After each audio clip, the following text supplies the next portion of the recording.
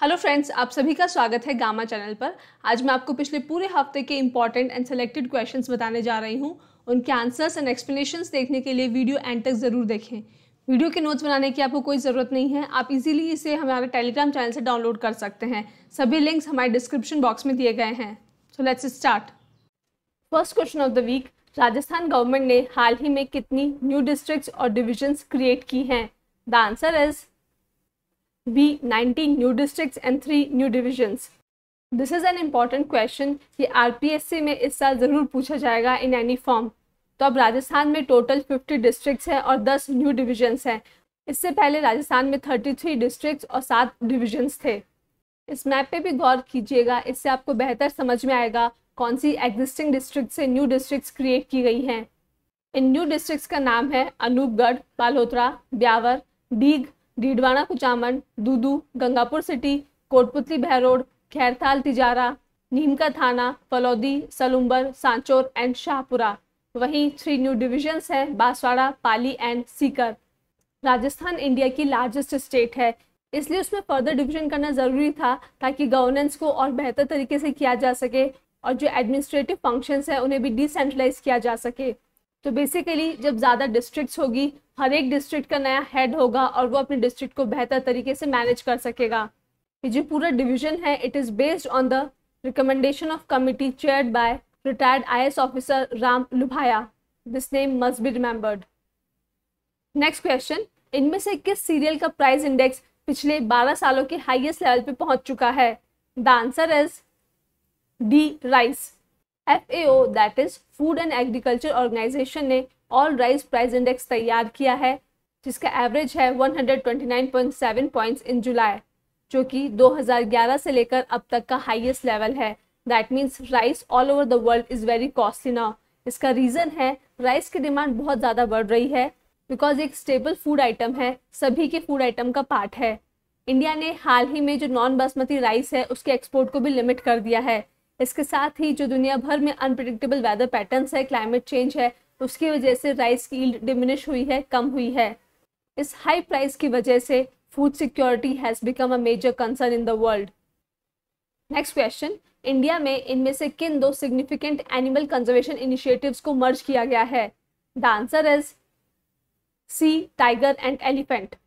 This merger was done by union ministry of environment, forest and climate change MOEFCC, जिसके union minister हैं Bhupender Yadav. Project tiger और elephant को merge करके उन्होंने एक न्यू डिवीजन क्रिएट की है, जिसका नाम होगा project tiger and elephant division.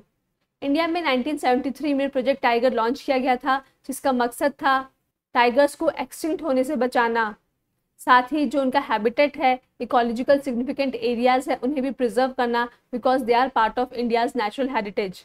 After this project tiger 1992 में प्रोजेक्ट एलिफेंट लॉन्च किया गया था, जिसका पर्पस था वाइल्ड एशियन एलिफेंट्स को बचाने के लिए स्टेट्स को फाइनेंशियल और टेक्निकल असिस्टेंस देना।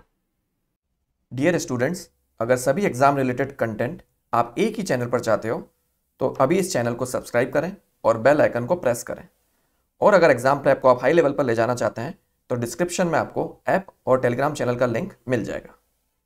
नेक्स्ट क्वेश्चन, इनमें से कौन सा बड़ा देश डिफ्लेशन की प्रॉब्लम फेस कर रहा है? The answer is A, China.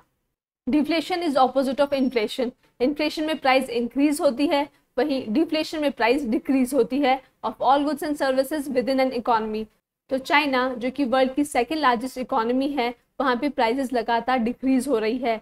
इसके रीज़न है रिड्यूस्ड कंज्यूमर डिमांड।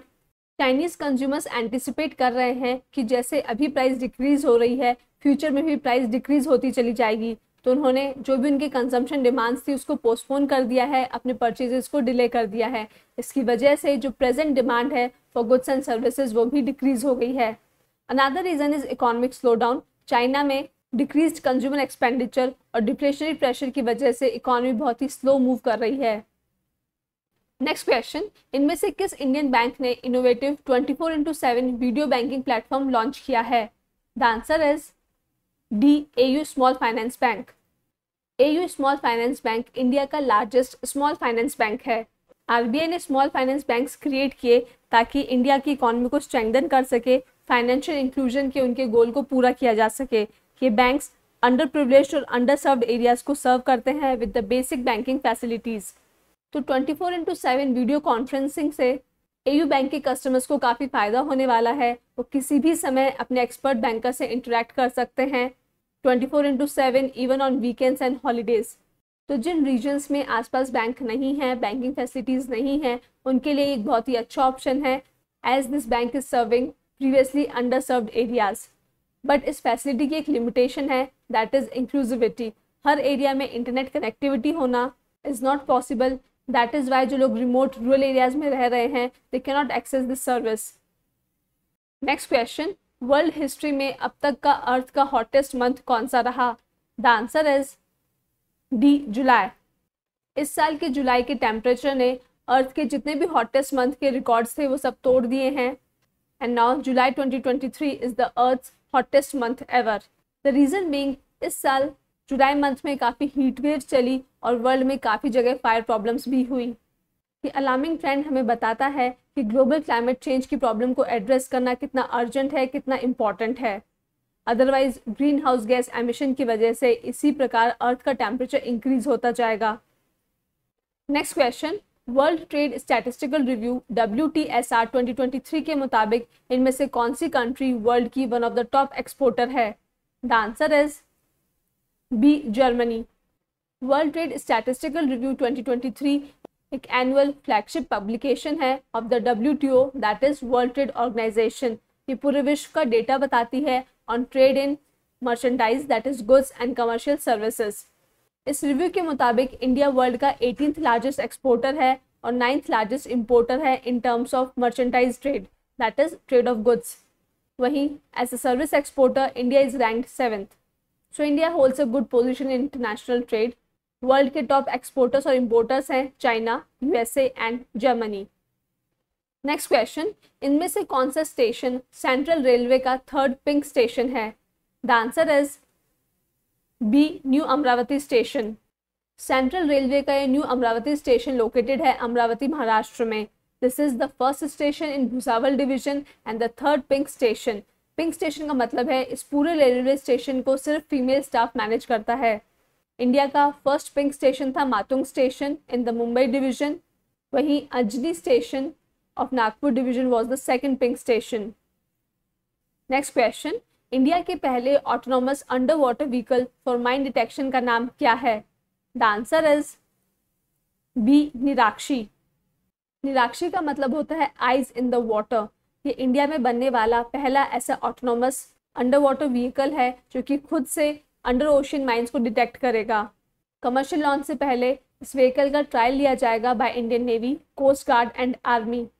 निराक्षी को तैयार किया है Kolkata based warship maker Garden Reach Shipbuilders and Engineers GRSC limited और MSME एंटिटी AEPL ने। Next question, world archery championship 2023 का वेन्यू इनमें से क्या था? The answer is B, Berlin, Germany. This championship is important because इसे जीता है इंडियन वुमेन टीम ने and this is their first ever gold medal. इसके साथ ही आर्चरी यानी तीरंदाजी की वर्ल्ड चैंपियनशिप की किसी भी कैटेगरी में ये इंडिया का पहला गोल्ड मेडल है। इस इवेंट को क्वालिफाई करने के साथ India has qualified for the summer Olympics 2024 जो कि पेरिस, फ्रांस में होंगे। Next question, Sai that is sports authority of India द्वारा लॉन्च की गई शॉर्ट मूवी सीरीज का नाम क्या है? द आंसर इज बी, हल्ला बोल। स्पोर्ट्स अथॉरिटी का एक अम्ब्रेला कैंपेन है चीयर फॉर इंडिया, जिसके तहत 12 शॉर्ट फिल्म्स रिलीज की जाएगी on the journey of Asian games bound athletes. Youngsters और न्यू एथलीट्स को मोटिवेट करेगी for the coming Hangzhou Asian games और साथ ही अवेयरनेस फैलाएगी about the Asian games. SAI is the apex national sports body of India. इसकी स्थापना हुई थी 1984 में by the ministry of youth affairs and sports of the government of India. इसका पर्पस है development of sports in India. इस series का जो पहला एपिसोड होगा it is based on the star Indian athlete Neeraj Chopra, जिन्होंने इंडिया को जैवलिन थ्रो में पहला गोल्ड मेडल दिलाया था in Tokyo Olympics. Next question, इनमें से किस तारीख को वर्ल्ड बायोफ्यूल डे ऑब्जर्व किया जाएगा? The answer is A, 10th August. Biofuel जो फ्यूल है it is derived from the biomass, that is plant, algae material और एनिमल वेस्ट से इसे तैयार किया जाता है। The date has been chosen because 10 अगस्त 1893 में German inventor sir Rudolf Diesel ने पहली बार पीनट ऑयल को इस्तेमाल करते हुए डीजल इंजन को सक्सेसफुली रन किया था। उसके बाद से ही पीपल हैड दिस आइडिया और उन्होंने फॉसिल फ्यूल्स, जिसमें नेचुरल गैस, ऑयल और पेट्रोलियम का इस्तेमाल होता है, जो कि रिन्यूएबल भी नहीं है, एग्जॉस्टेबल रिसोर्सेज हैं, ग्रीन हाउस गैसेज एमिट करते हैं, उसके बजाय बायोफ्यूल्स का इस्तेमाल करना शुरू किया, which are relatively safer, renewable and sustainable. इसीलिए इस डे को ऑब्जर्व किया जाता है ताकि लोग नॉन फॉसिल फ्यूल्स जैसे कि बायोफ्यूल्स हैं उनके इस्तेमाल को समझें और उसे अपनाएं as an alternative to conventional fossil fuel. Next question, इनमें से किस तारीख को इंटरनेशनल यूथ डे ऑब्जर्व किया जाता है? The answer is C 12 August. Youth का मतलब है फ्यूचर ऑफ द वर्ल्ड। इन्हें इंस्पायर करना, मोटिवेट करना, अवेयर करना इज वेरी इंपॉर्टेंट। इस डे को ऑब्जर्व करने के पीछे पर्पस है वर्ल्ड के यूथ को वर्ल्ड की प्रॉब्लम से अवेयर किया जा सके और उन्हें बताया जा सके कि सस्टेनेबल डेवलपमेंट गोल को अचीव करना कितना ज़रूरी है। इसीलिए इस साल की थीम है green skills for youth towards a sustainable world. India में नेशनल यूथ डे ऑब्जर्व किया जाता है 12 जनवरी को, which is the birth anniversary of Swami Vivekananda. Next question, इनमें से किस तारीख को India javelin throw day observe करता है? The answer is C 7 August. 7 अगस्त 2021 टोक्यो ओलंपिक्स, ये वो दिन है जब हमारे देश की नीरज चोपड़ा ने पूरे एशिया को ओलंपिक गेम्स में पहला ट्रैक एंड फील्ड का गोल्ड मेडल दिलाया था। Athletics federation of India is the apex governing body of athletics in a country और उन्होंने ही नेशनल जैवलिन डे डिसाइड किया है to honour javelin thrower Neeraj Chopra. इसके साथ ही इस डे को ऑब्जर्व करने के पीछे पर्पस है ज़्यादा से ज़्यादा यूथ को इस फील्ड में अट्रैक्ट करना ताकि वो एथलेटिक्स में अपना फ्यूचर देखें, कैरियर देखें। नेक्स्ट क्वेश्चन, इनमें से किस तारीख को नेशनल हैंडलूम डे ऑब्जर्व किया जाता है? द आंसर इज सी 7 अगस्त। Handloom industry is related to handwork, हाथ से बुनाई, कढ़ाई, printing. It is part of handloom industry. ये इंडिया के ग्लोरियस कल्चर हेरिटेज का सिंबल है। साथ ही it is an important source of livelihood. ये इंडिया का one of the largest unorganise sector है। ये रूरल और सेमी अर्बन एरियाज के कई प्रकार के वीवर्स को एम्प्लॉयमेंट देता है, specially to the women and people from economically disadvantage group.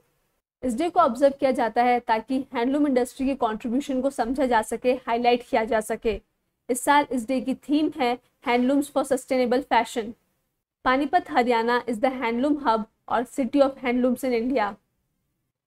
Next question, इनमें से किस तारीख को वर्ल्ड ट्राइबल डे ऑब्जर्व किया जाता है? The answer is C 9 August. India में कम से कम 700 से ज़्यादा प्रकार की ट्राइब्स हैं and their community overlaps in different states. They are notified under Article 342 of the Constitution of India. इसी प्रकार पूरे विश्व में कई प्रकार की ट्राइब्स है। इस डे को ऑब्जर्व किया जाता है ताकि पूरे विश्व के इंडिजिनस पीपल, ये ट्राइब्स जिन्हें अक्सर इग्नोर कर दिया जाता है, who are marginalized and discriminated against and suffer from problems like poverty, lack of access to education, health, and they are victims of environmental degradation. In tribals के rights को protect करने और प्रमोट करने के लिए इस डे को observe किया जाता है। So students, that is all about this week. I hope आप लोग को वीडियो पसंद आया हो। Please do not forget to like, share and subscribe my channel. Thank you for watching. Keep learning, keep revising. जय हिंद, जय भारत। तो दोस्तों, अगर आप चाहते हो कि ऐसा ही क्वालिटी कंटेंट आपको मिलता रहे जो हेल्प करे आपको आपकी एग्जाम प्रेप में, तो सर्कल में जो गामा का लोगो दिख रहा है उसको क्लिक करें और चैनल को सब्सक्राइब करें। Thank you.